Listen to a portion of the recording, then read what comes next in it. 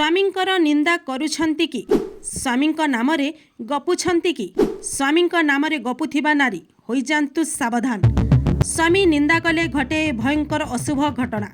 जो स्त्री स्वामी को भल पाए नाही, जो स्त्री स्वामींकर कथा माने नाही, जो स्त्री स्वामी को सम्मान दिए नाही, जो स्त्री स्वामींकर निंदा करे, स्वामींक ना रे अन्य जगार खराब कथा कहे, से नारी माने होई जांतु सावधान। एभली स्त्री सहित घटे एही भयंकर घटना। स्वामी हेउछंती स्त्रींकर इहकाल और परकालर देवता।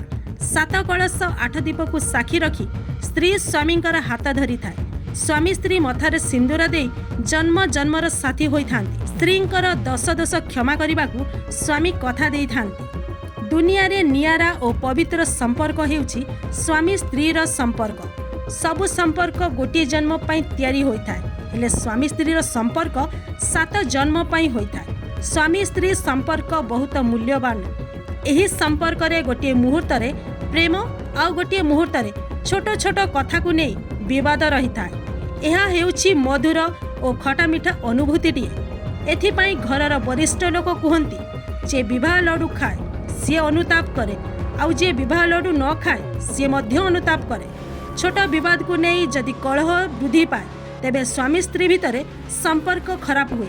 जदि छोट छोट कलह को नहीं स्त्री स्वामीर निंदा करे तेबे विराट फाट सृष्टि होता।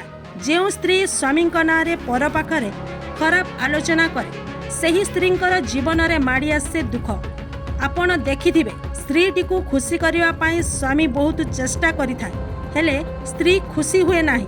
निज स्वामी आगरे अन्य परपुरुषों प्रति प्रेम वृद्धि पाई थाए।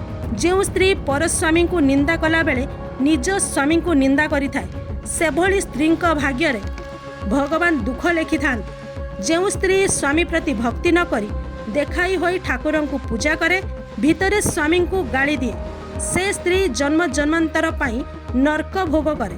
तेणु केबे हेले स्वामी को निंदा करंतु नाही। स्वामी को निंदा कले स्त्री सबुबेले भयंकर विपदरे पड़ी थाए।